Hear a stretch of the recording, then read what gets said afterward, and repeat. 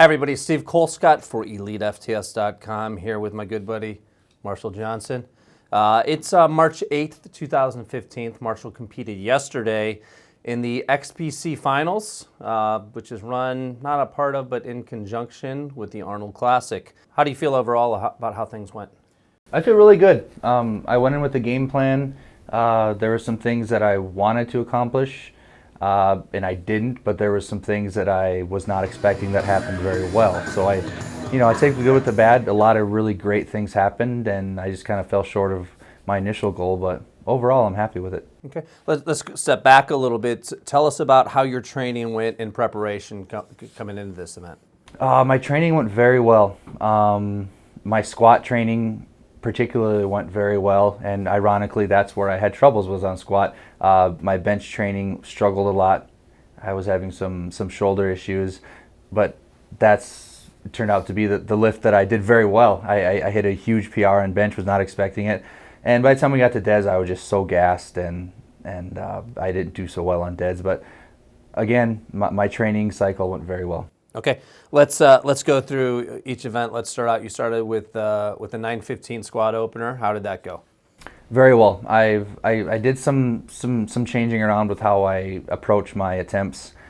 Squat is what usually gives me the most anxiety. So I found that if I set my opener extremely low and make a huge jump on my second attempt, I can still handle that huge jump on my second attempt, and it gives me just a whole lot of confidence, and it's one less thing to worry about. Opening with 915 and then taking a 100-pound jump to my second attempt was no problem, and it just sets the pace for me, a really positive pace. Okay, you ended up missing that second attempt. What happened there? Second attempt, I was on my toes pretty much all of my attempts. I just couldn't reel it back in. I came out of the hole fine. It just towards the top, I got forward on my toes and I could not reel it back in, and I had a game plan of a total, and there was a squat that I needed for my total, so I took a gamble and went up to 1060 on my third attempt, which, even though it's not a PR for me, it's a huge accomplishment for me mentally to miss a squat and then up the weight and go after what I was intentionally trying to hit. So even though it wasn't a PR, but I think I broke down a couple boundaries mentally, and I was happy with that. Excellent. What is your previous bench PR prior to this weekend? My previous bench PR is 730. Okay. So let's talk about, you had an opener of 650. Yep. That's another one of my, it's just like my squat. I like to have my opener just as low as possible, and then I'll take bigger jumps. 650 is as low as I can go to where it doesn't get sketchy. I mean, to touch my 650, I was bobbing. I almost lost it a couple times, but if I can touch it, I'll press it. So 650 went surprisingly easy. I think it's the easiest I've ever pressed it in training or in a meet. It surprised me how fast it came out. Did you do anything different with your shirt this time, or are you sticking to what you've kind of got lined up from previous meets? Nope, I did the same thing. I still don't wear a belt. I like to have a little bit of play in the shirt. I like to have it be loose. The only thing that would have been different is I'm heavier. I've never come in at 300 pounds, but I figured this is my last meet for a while, and I was close to 300, so I wanted to see if I get 300, and that would be the only thing that I would think would be different, because I was just bigger in the shirt. Okay. Your second attempt was 700. How did that one feel? 700 felt a little bit better, because the extra weight, it helped me touch a little bit easier, so I didn't have to bobble down there as long. But I did go a little bit timid. In theory, it should have been easier, but the weights were heavier, so I got a little timid. So I went slow. So it was a slower descent than I wanted to, and it was a slower touch than I wanted to. But the press again was easy. As soon as I got the press command, it just flew up and it was easy. Okay. And what made you decide to go 750 for a PR? 740 would have been a PR, but I needed to make up ground from my squat, because I needed a 1075, 1080 for my squat to be on pace for my total. But since I only came up with a 1060, I needed to get a few more pounds out of it. And since 700 felt the easiest it's ever felt, I needed that 750 to get me back on pace. So I hit the 750, not only being a 20-pound PR, but just just knowing that I had to go above and beyond to get my total, again, it was just a huge mental victory for me. Okay. You went with a pretty modest 700 opener on the deadlift. You Ladowski'd on that. What happened? All I can contribute it was just the extra weight. I'm sure my cardiovascular endurance probably wasn't what it could have been, and I can only attest it to the more weight. I've never been 300 pounds.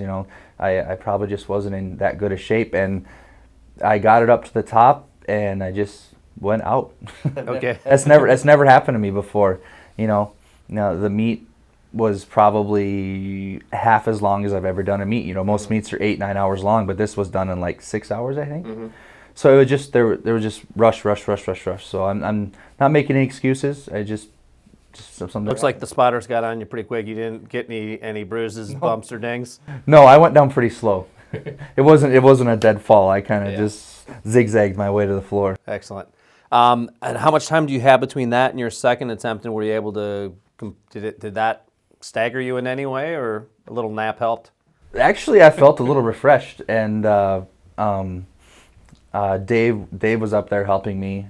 I didn't know what to do. I didn't know if I should just go to my 790, which was going to give me my 26, but he said just take it over again and just hit it and make sure you get in the meet, because I hadn't really thought of it like that before. I was just thinking of my 26.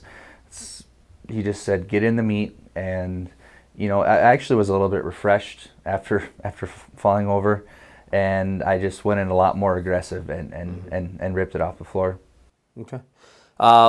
Overall, you left. How did you feel leaving? I feel very good about myself.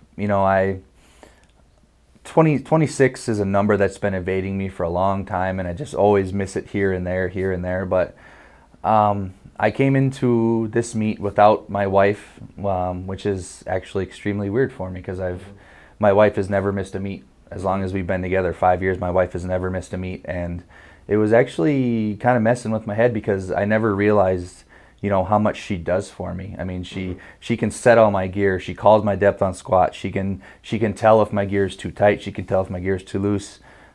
She knows if my bench form is looking weird. She calls me down. She pretty much takes care of me the whole day. A protective shield as well. Yeah. She's keeping your head in the right spot. Mm-hmm. She's always been my rock, and you don't really notice how significant that is until they're not there. So it was weird not having her there. Mm-hmm. Excellent. You did an excellent job. What do you have planned for the coming year? Anything in your mind yet? Relentless, 3 weeks away. I'm just doing that deadlift only.